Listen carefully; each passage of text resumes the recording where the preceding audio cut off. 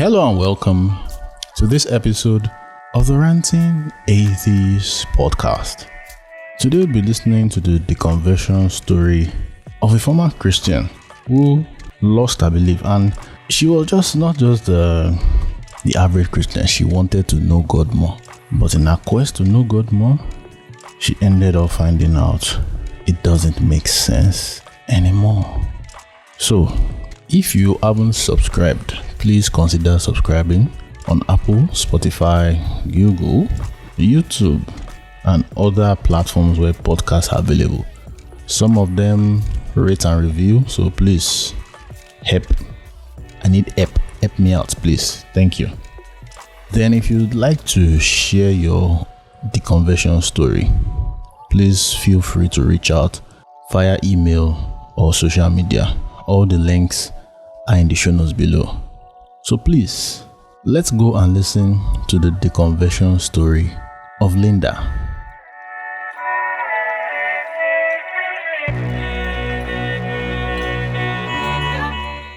Hello Linda, and you are welcome to Story of an Atheist. How you doing now? I'm very well. How's it going? We're alive. We are surviving what is left over of Buhari's Nigerian cruise control. This economy, we are just on autopilot. Everybody does the scream. He said it was going to bring change. We didn't know that it was change in reverse. We didn't have the right question. Like he was right. He brought change, but we didn't ask what type. Change for good or change for worse. And unfortunately, it's always worse. So, and the person we want to intercept, that one said last dent. But let us see what if Obi can choke head and if it's going to be any different. Because me, I'm cynical about all of them.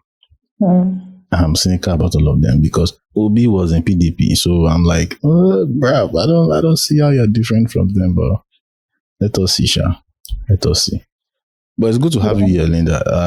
We have been, I think it's almost a year since where we done they try lock this down, But it's good to have you here. Shadows can be so difficult in these times. Everyone's just trying to stay afloat and keep their head up. No be small. Part of why let me put it out there so that whoever is listening to this, we reach out in return. I, like your own case, I followed up with you on Twitter, via email, Instagram. I tweeted at you, and part of the reason why I was doing this is because we need to hear more stories from women, young women that are atheists. Because me personally, looking at the demographics, there are more women than men. And except if I'm wrong, send me an email, tratheistpod@gmail.com, correct me. But what I feel is that there are more women that are atheists, but because of the way our society is, they are forced to keep quiet for some reason or the other. So that is why we need to hear more stories from women that are atheists, so that we can understand that yes, not be only men they open eye, more women have opened eyes also. Abina. Yeah, that's very true. All right. I can't be so sure about the percentage, but generally, I think it's much difficult to actually just talk and share about these things based on the society that we live in. Yeah. Most of the time, you have to look at who you are talking with and the setting in which you are talking with. Like for me, if my father is praying for me, amen. Amen. I know you're wasting your time, but amen. Of course. Yeah, so just to let it go, and so that it's not yet time for that conversation. We'll get there. Once it's time, we'll get there. Yeah. So we are speaking with Linda. We'd like to know a little more about you to the extent of which you are comfortable with sharing. So your location, if that's comfortable, your age, if you don't want to do age exactly, Gen Z or millennial, or are you Agbalagbi, which I doubt, but what do you do for a living? Are you available? Are you single? Any other thing you'd like to add to? Okay, awesome. My name is Linda. I live in Nigeria, unfortunately. Yeah, Hoping to change that soon. And mashallah. I identify as Zillennial because I feel like I'm not Gen Z enough and I am not millennial enough. I'm just like in the middle, if that makes sense. But Okay, is it that essentially, cusp? At the cusp, Abby? just at the curbs. I'm Is it not at the cusp or the way you feel? exactly. I'm not one of those TikTok dancing people, but I'm also not one of the millennials that take very funny selfies or don't know how some applications work. I think that's something that I navigate quite well. Just through generation to generation, does it give them back to back? It's necessary. I'm in the middle. You can drag me either ways. No wala. All right. But yeah, I work in tech, and that's pretty much it about me. I like to not make my work about me, but as it says, it seems like life revolves around what most people do. So that's pretty much what I think. It's like just the basic highlight about who I am as a person.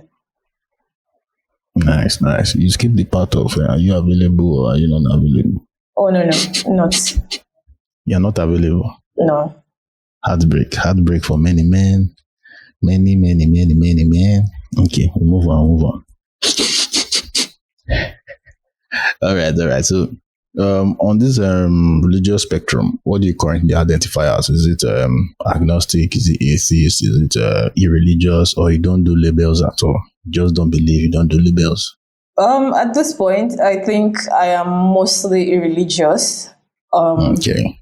Like I used to be agnostic, and I think like my beliefs have changed over like the past couple of years based on how much understanding and knowledge and questions that I've asked myself, and like things that I understand, and the type of relation that I think I've fostered in regards to faith and religion and things like that.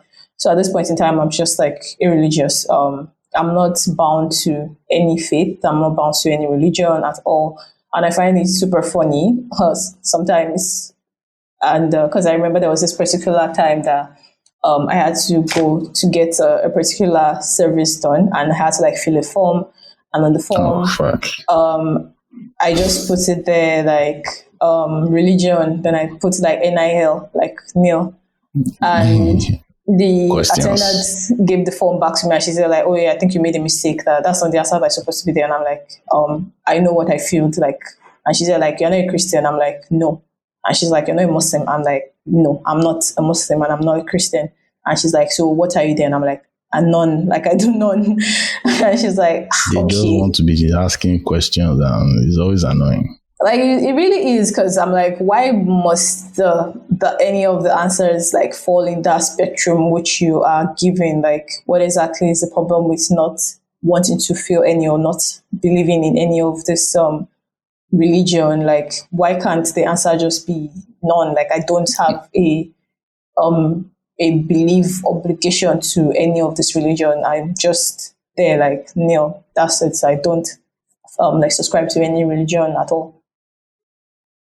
I feel it's both, the usual, most people, like I'm sure maybe that's the first time they're experiencing such, plus maybe their system is a kind of, it has the options of Christian or Muslim, the way it has been programmed.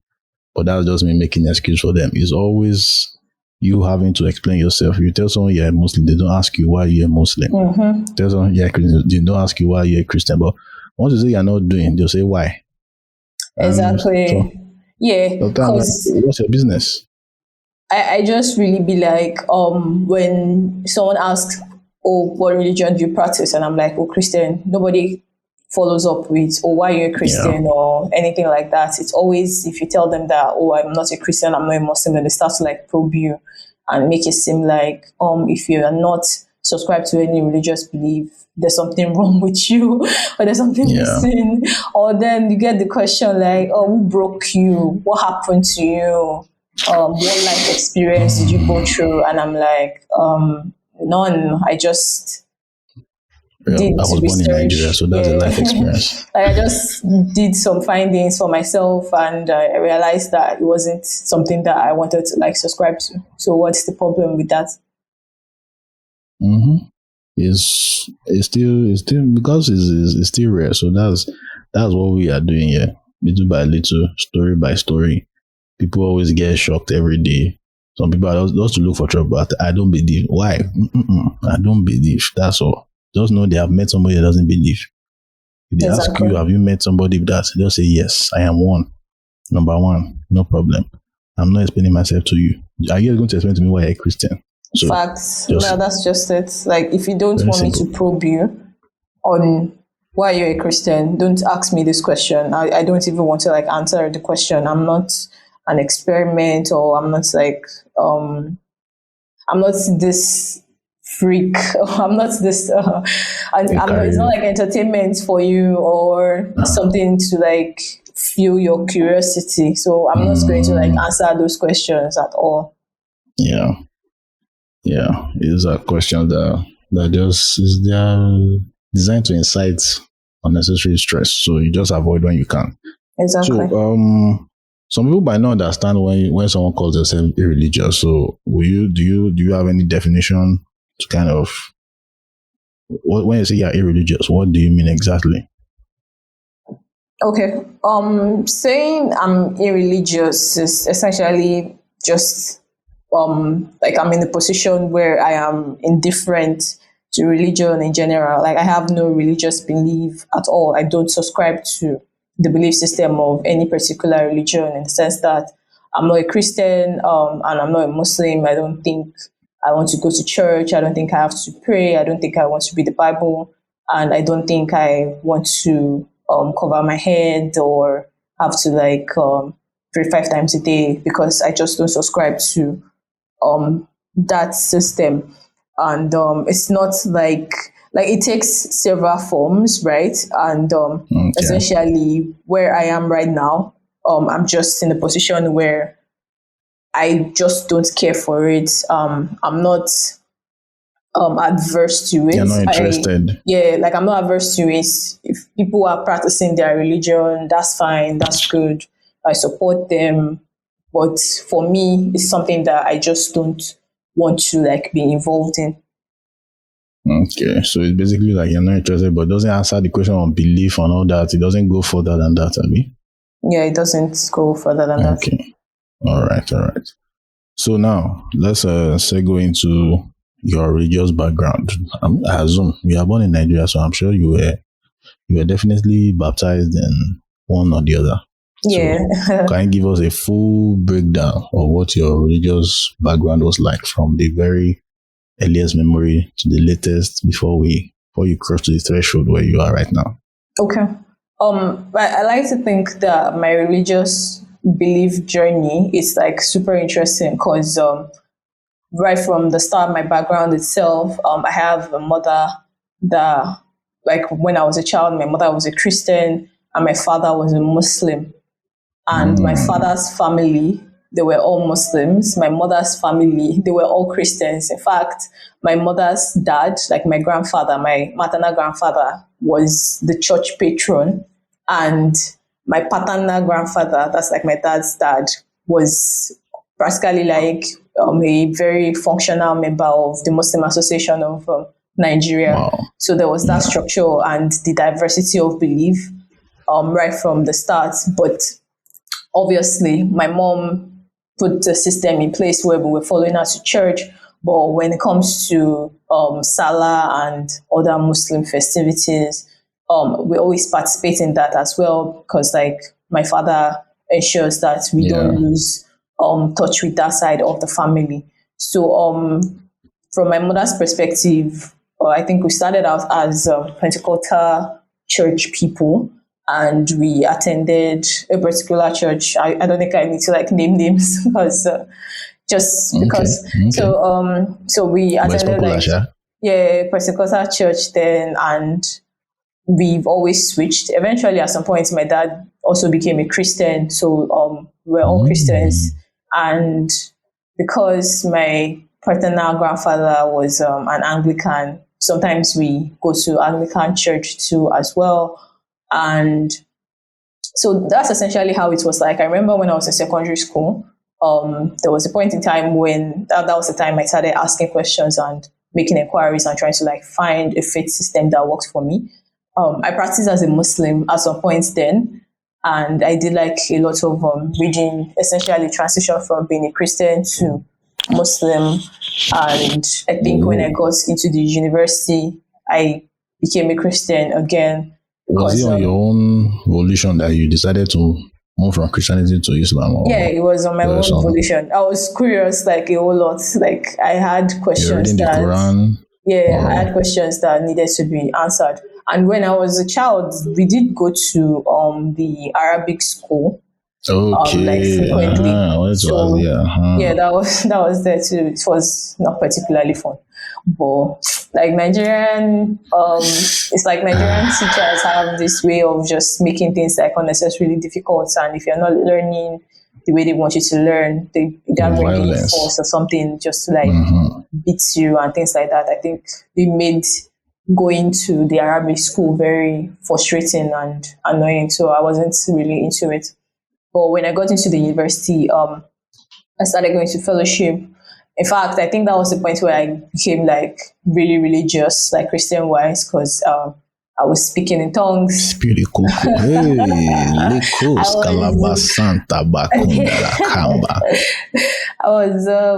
think I was an executive in the fellowship, and I had people that were looking up to me and things like that. Then it just got to the point where I think that was like my third year.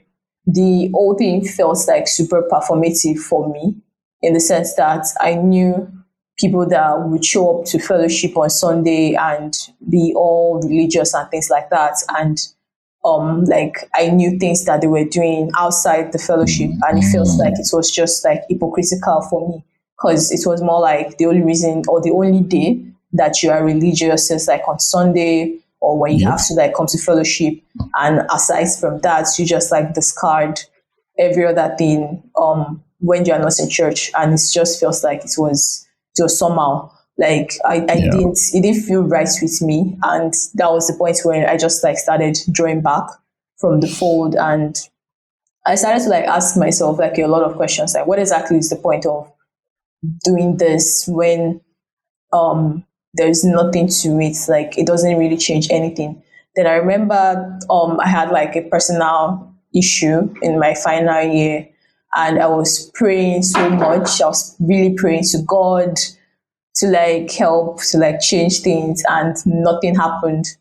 Right now, I always say this thing like nobody hears prayers like more than God. It's just there like Earth, don't Jehovah, like Earth. Elohim. I'm not there for this. Like I'm not even helping Jehovah, omniscience, omnipotent, but doesn't answer prayers. So I think that was the point where I was just saying like there is really no need to it. Even if there is a God, I don't think he concerns himself with human matters, because it's just there like he already created us and pretty much just left us to like do things our own way, and eventually you just live long enough to like die. So what exactly is the point of the whole thing? And that was the point where I was like, you know what, I'm going to like live life on my own standard anyway, because it seems like this is the point of creation itself, to live life, explore, make as much impact as you can. Because I think that's like something that even goes a whole long way.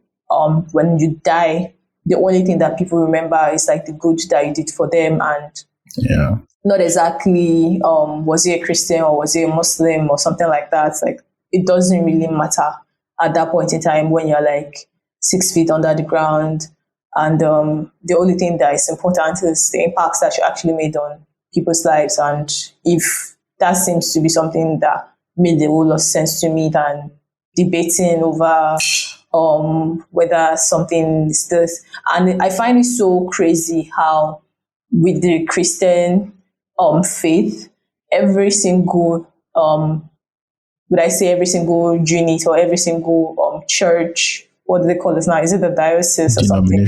Yeah, the denomination thinks that they are better than the other person. Like it's Yeah. annoys me from the bottom of my soul. The Jehovah Witnesses judge Pentecostal people, Anglican people. Anglican people Catholic, judge the everybody. Catholics. They think the Catholics are going to hell. And the Pentecostal people think the Jehovah Witnesses are not doing Christianity the right way. And then you have the Muslims too. The Muslims are just here like they think the Christians are not like on the same faith level as them. As much as you, if you think you want to like pretend or be dishonest, because I think this is something that a lot of people say, they're like, we're serving the same God, but to be honest, it's not what either religion is like preaching. The Muslims don't think that the Christian God is the real God, and the Christians don't think that the Muslim God is the real God at all. And there's the part where the Jehovah Witnesses think that God is not even God, like there's Jehovah.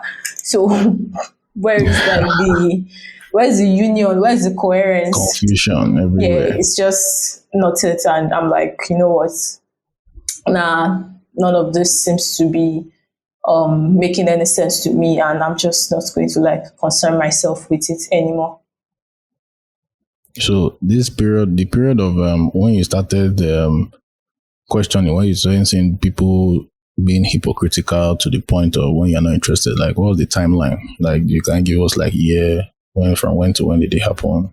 Well, Do you I think it remember? started in 2017. I mean, till date, I Okay. still see it come to life. Like people that, I don't know, on Sunday they post picture of them going to church.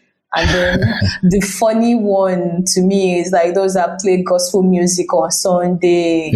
And then Monday to Friday, you're just like doing other things. Like, I don't get, is it like gospel music is just Secretary for mood. Sunday?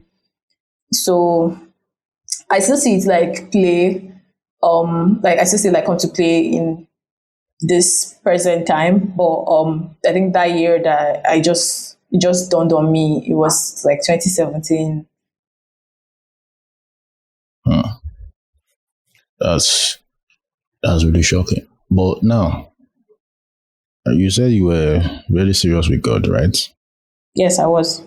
You were a secretary, right? What did I remember? You were Yeah, a secretary. yeah, I was a So fintech financial secretary uh, actually. so can I assume you were afraid of hellfire? Because that's the part that usually trips me up. Oh Like yeah. you believed in, so how did you get rid of that fear to even say I'm choosing to live life on my own way? Because that's usually one fear that gripped me, and I see it a lot of people. So how did you get rid of that fear of hellfire? So the thing is, to be a Christian, I think there's a certain level of delusion and not asking yourself questions required. And I hate the fact that a lot of Christianity based preaching are like fear infused, in the sense that Yeah. you hear like, oh, you must pay your tithes, you must not lie, you must not steal, you must not fornicate, or if you do these things, you go to hell. And Yeah. one thing that helped me to like break out of that thought process was, number one, am I really about to like follow the instructions that a book that was written like thousands of years ago was like the instructions that particular book was preaching? I mean, you think because times are changing, the Bible will be revised from like time to time, but people are not opening their minds to that, in the sense that they think it's the supreme book that is perfect and is not wrong. And that is not true. The Bible has its flaws, like it has certain areas that should be questioned, things that are like very misogynistic thoughts, things that don't sit well with women. One thing that makes me laugh a lot is when I hear Christian feminists, because I really just be like, your religion hates you, your religion hates women, your religion doesn't think women should be leaders, your religion doesn't think women should be pastors, your No, religion that's doesn't think poor. That's that poor. women should be ministers in the church, Yeah. and your religion thinks that women should submit to their husband, even though it has this padding where they're like, oh yeah, submit to your husband, and then your husband is also submitting to Christ or submitting to the church, and it's meant to be like the head of the family and things like that. And I just thought that there were things that didn't click or they didn't sit well with me. And a book that was published like years ago that doesn't have revised edition or doesn't know the reality of times now is not about to like put me into that box. Then secondly, we have so much noise, or we have like so much talk being going on about heaven and hell, and you just have to like pause and ask yourself that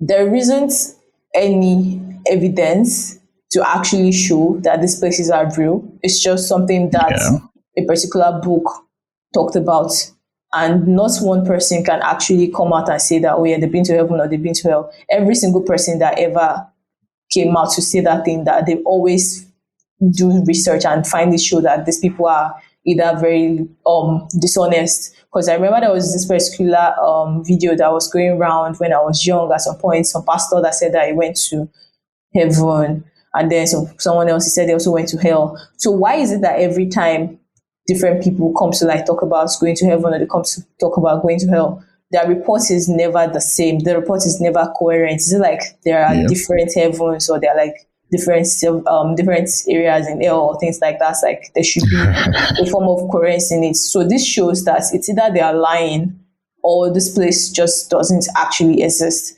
And science actually shows that the moment you die, it's like it's final. Like there's nothing else left. Like the moment your soul leaves your body, it's done. Like there's nothing, there's no afterlife or anything like that. Once you're dead, that's pretty much it. So if these findings or these things are like they've been documented, why do I still have to live under the notion that, oh, because of a particular thing that I'm doing now, I'm still going to like go to these places that nobody has been to, or nobody has like any evidence that they actually exist? So I think that was one of the things that helped me to like break out of it. And I'm just like, you know what, I'm going to try my possible best. Because if there's anything that I got out of the New Testament and the preaching of Jesus, the golden rule will always be something that I subscribe to. That's like loving your neighbor as yourself and treating people the way you want them to treat you. So if I'm not going to like harm you, I don't see reason why you should harm me. If I'm good to you, you should be good to me. Obviously, that's not the way that life works. But I'm still going to try as much as possible to try to be like human and be kind to people. And that's like the type of belief system that I decided to like follow. Just be a good person generally. And if there's an actual God in heaven that is like judging based on this, I don't see a reason why I'm going to be like a good person and still end up in hell. Please, Nigeria is hell enough.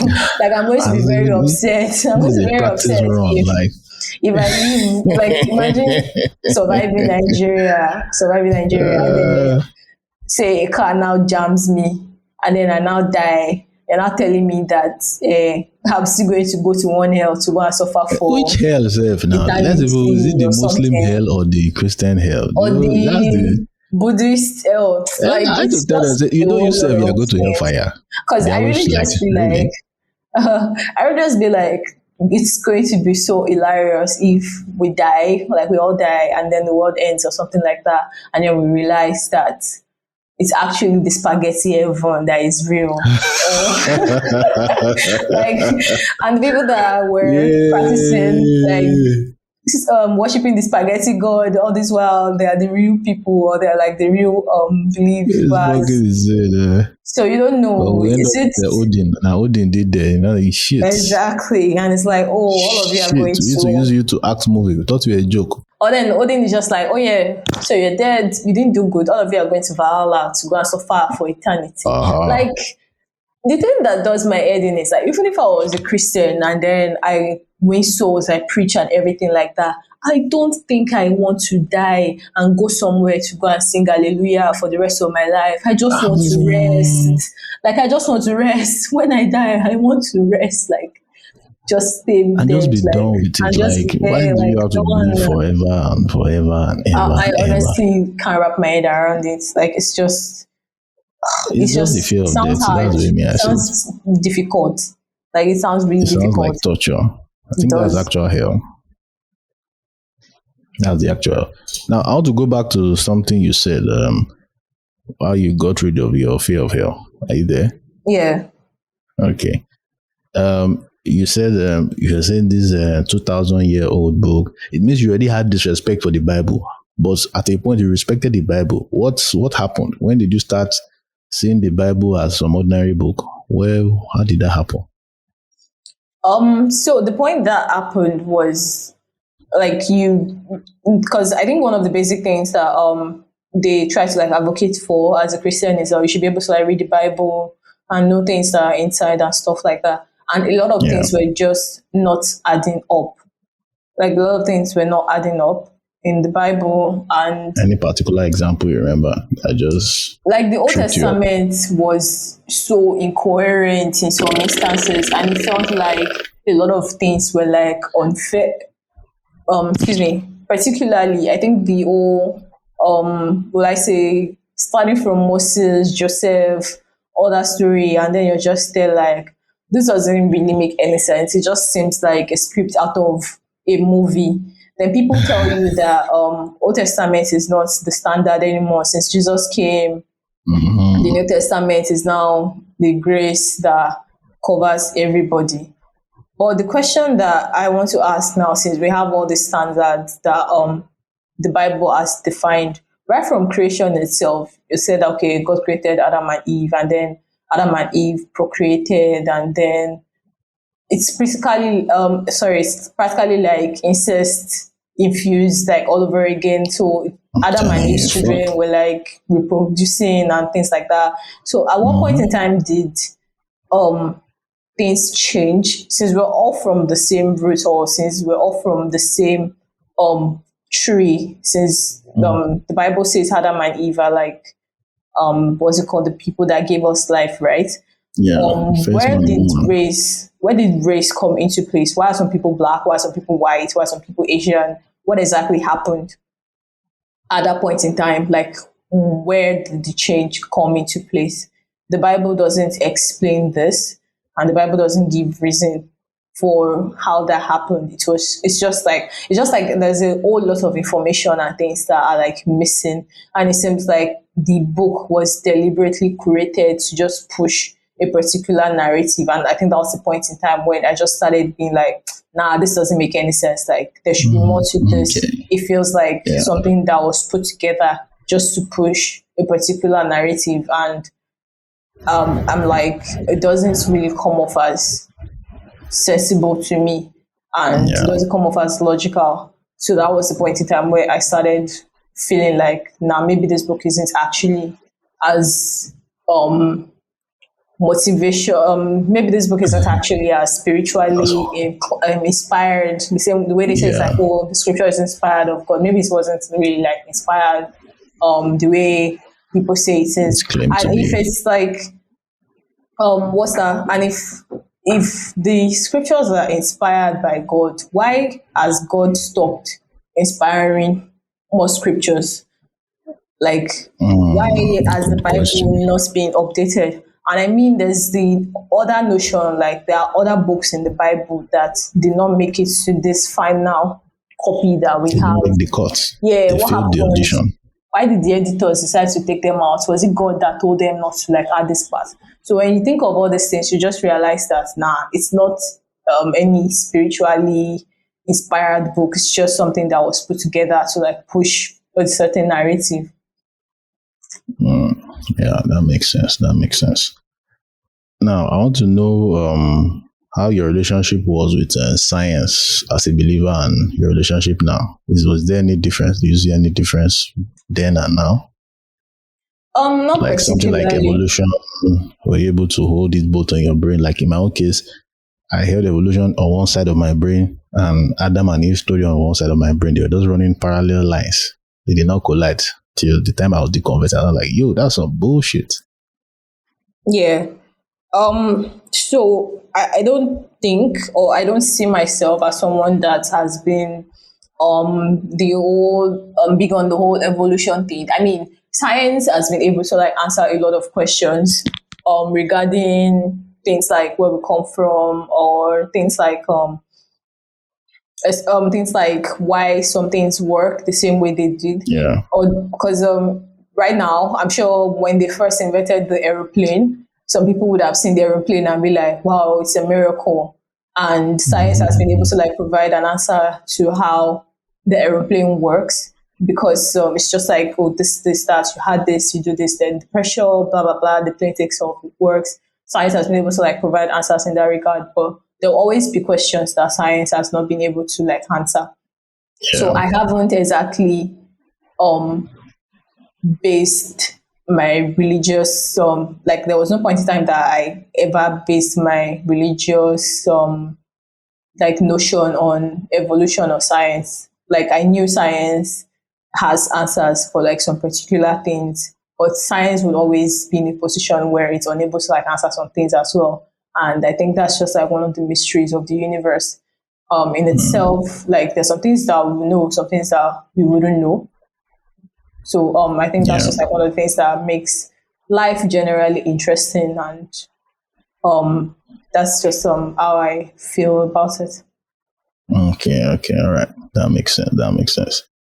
So another question now, as an irreligious person now, looking at the state of Nigeria, how do you see religion, for a lack of a better term, fucking us up as a country?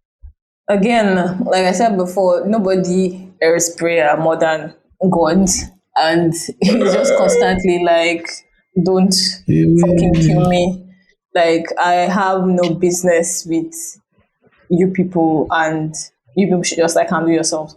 The way it is, like, I think it would do Nigeria a lot of good if people start thinking and start relating from a logical point of view, because religion is doing more harm than good to the society.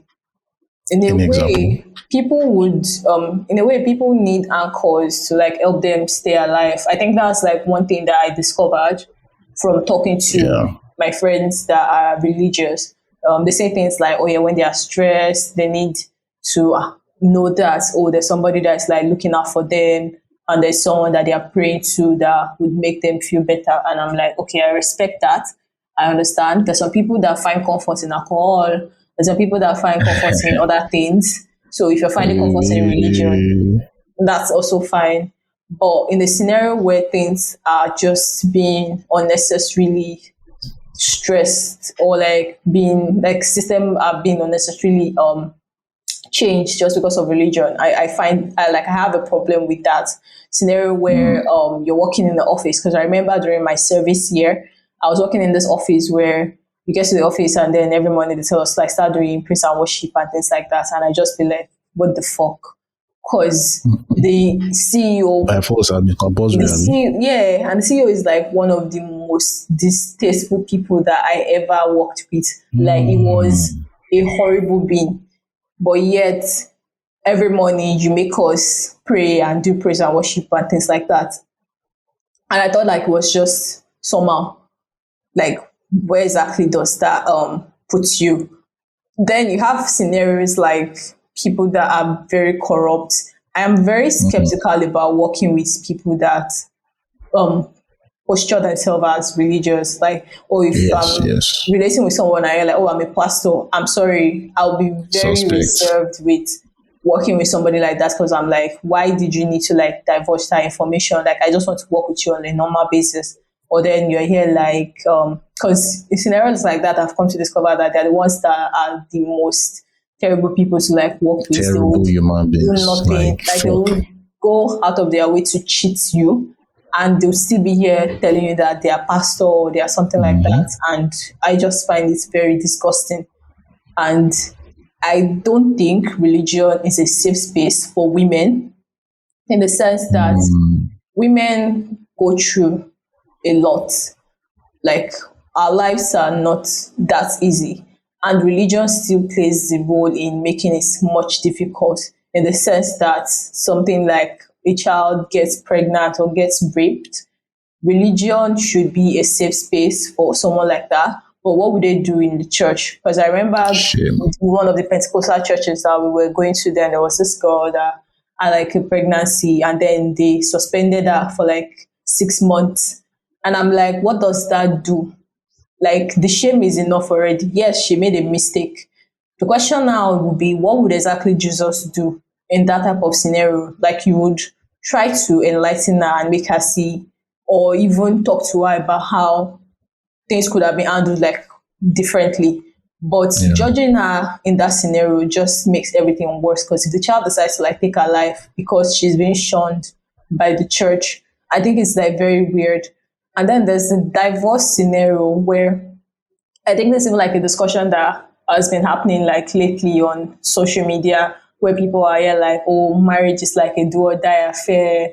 God frowns against divorce. God doesn't want the family to be separated and things like that. Okay. And it puts pressure on women, or it puts pressure on people generally, to stay in marriages that are not That they are not happy benefiting with. them. Yeah, like this what's her name? The Osinachi woman. Also nice. Yeah. It hurts me so much. Like, every time that I think about it, I have not listened to that Ekweme song since that woman died, because I feel like if I listen to the song, I am going to like break down in tears, because the circumstance of her death is just ridiculous. It shouldn't have happened.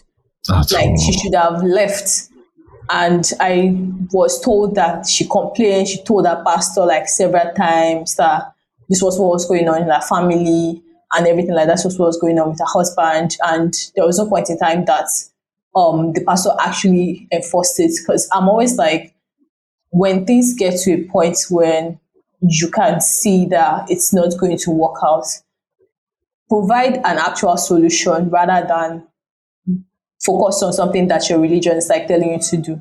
Because I'm just like, if the pastor had enforced this in that instance, like, you know what, you must get divorced and there's no walking around this anymore. You've given it enough trial. Not go home and fast, go home and pray that your husband will change. Like, how does this even make any sense? Like, it's just unfair to women. It shouldn't be that way at all.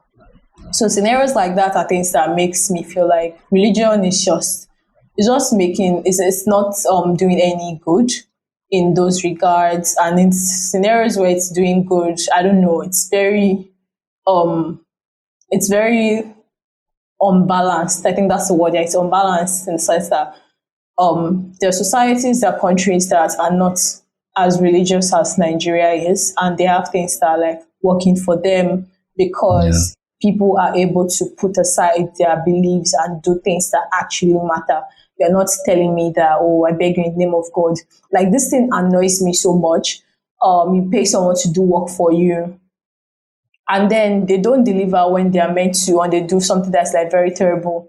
And then you tell them that you're going to like have to like get a refund, or if you threaten to like take them to the police or something like that, then they start to beg you in the name of God. Like, why? Why didn't you do the right thing? What exactly is God meant to do in this situation? Like, you are just a terrible person, and it's not reflective of, like, it doesn't say well of your religion. Because what exactly is your religion teaching you? To cheat people, to lie to people, to steal from people that are trying to like work with you. Like, it doesn't make any sense at all. And I think it's just plain hypocrisy. There are people that don't have any religious belief that are good people. There are people that don't care for either someone being a Muslim or someone being a Christian. Like, they're just good to people generally, and they treat people with honesty, they treat people with a lot of goodness. Like, why can't everyone just like try to like emulate that? Even Jesus in the Bible wasn't like, he tried to live a life that was worth emulating. Scenarios where Zacchaeus was a tax collector, he was very fraudulent, but still he related with him like on a note that was different, that was not judgmental, right? I just want Christians to not be hypocritical. I think that's the word. Like, your church or your belief is preaching something, you're doing something else. It's not right. Like, it's not right at all. It isn't.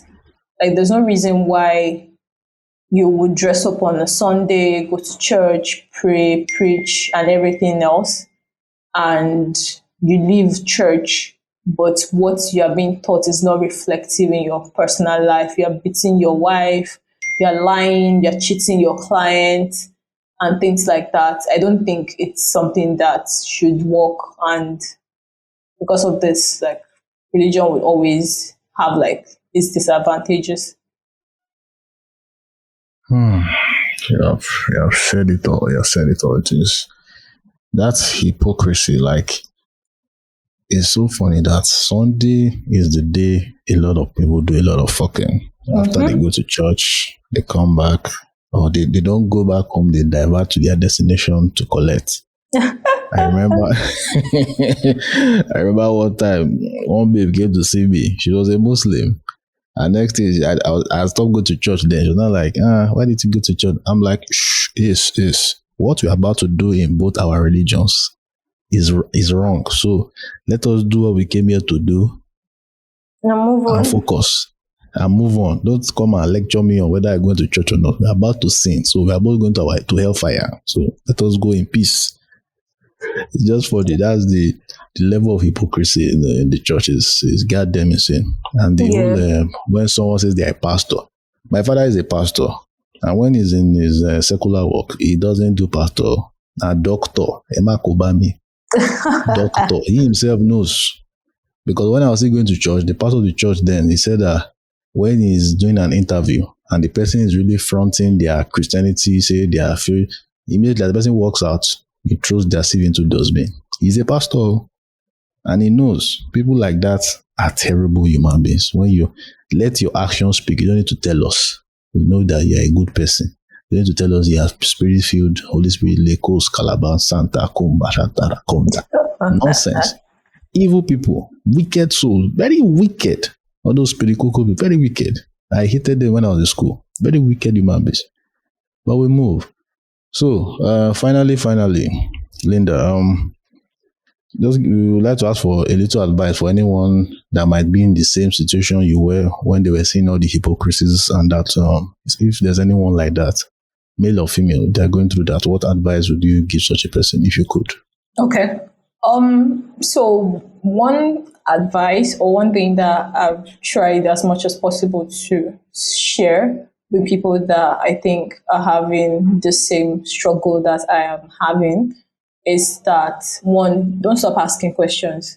I think a lot of Christians do not ask questions. They just like carry what they are told and swallow it without pausing to reflect on if it makes any sense or if it doesn't make any sense and why things are the way they are.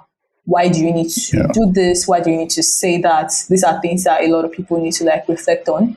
Because if you start asking these questions, you will honestly see, or your eyes will be like open to the way a lot of things that are being done are not meant to be done. Then two, you don't have to practice religion in the context of fear. Like, the fear is just a way that they try to like get you to stick within the boundaries of whatever the religion is like teaching you, more or less like, I have a pet, and then I'm trying to like train my pet. So when the pet comes, I'm here like, come, roll over. But then I could try to like train the pet in a gentle method.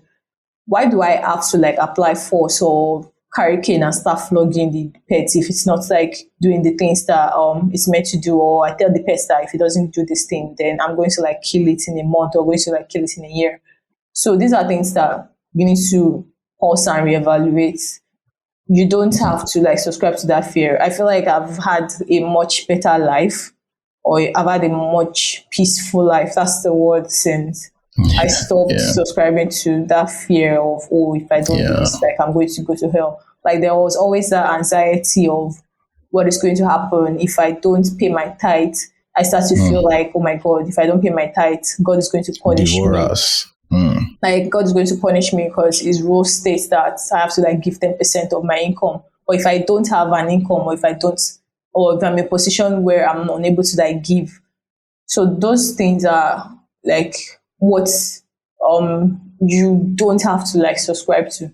And this is one thing that I even say to people that are religious. It's possible for you to have a belief in a God if you want to, and still relate with him on your own personal note. It doesn't have to fall in line with the first, like the teachings of a particular religion or the belief system of a particular religion.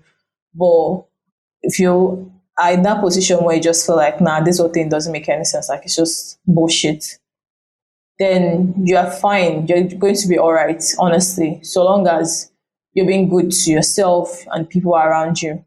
Like, I think that's the most important thing. I'll always preach the gospel of humanity. Like, it is very important that you are good to people around you and you're kind and you are deliberate in your relations. Because all these people that just say like scabashing, carrying, preaching on their head, the hypocrisy is very telling. Like, I don't get it. It's not the way it's meant to be. And I just want you to experience that freedom. Like, I need you to like experience that freedom that comes with knowing that you have a mind of your own. You can think, you can understand, you know why you're asking questions, and trust me, you're not alone.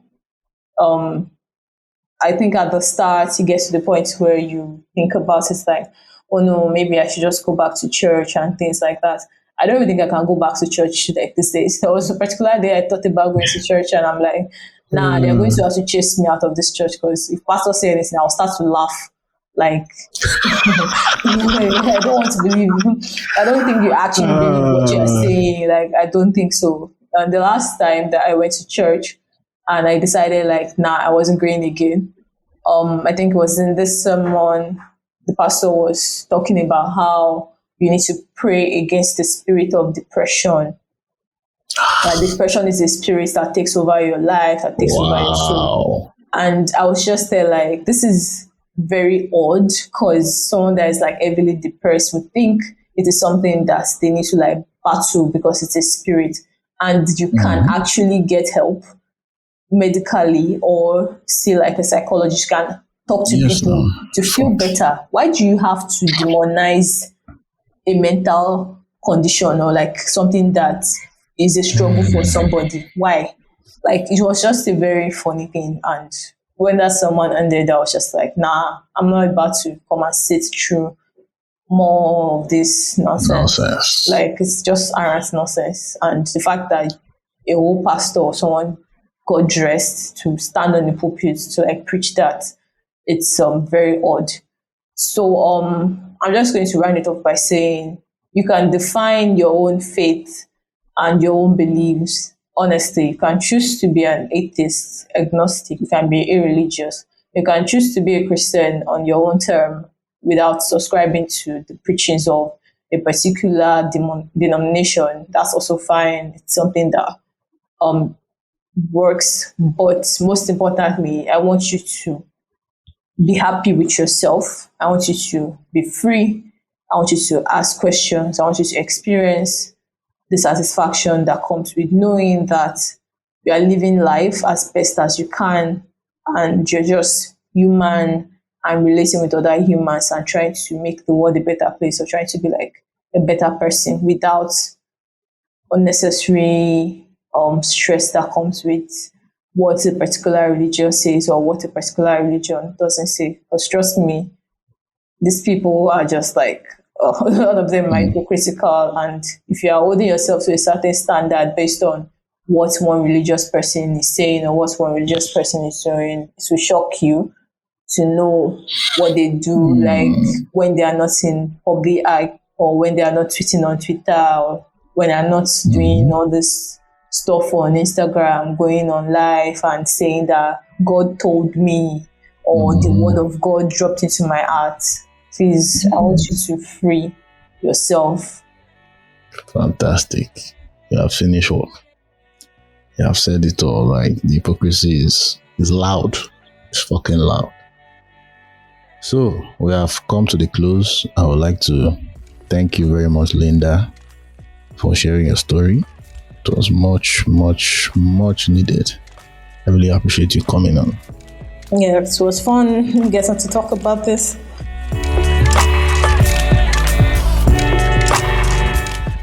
Thank you for listening to this episode. I hope you enjoyed it. Hope you learned one or two things from Linda's story. If you are yet to subscribe up, this podcast is on all platforms: Apple, Spotify, Google, YouTube, and so on. Please rate and review where you can. We love to hear your feedback. Then, if you want to share your story, please feel free to reach out via social media, email, whichever one is convenient for you. Have a great week, and I will catch you on the next one.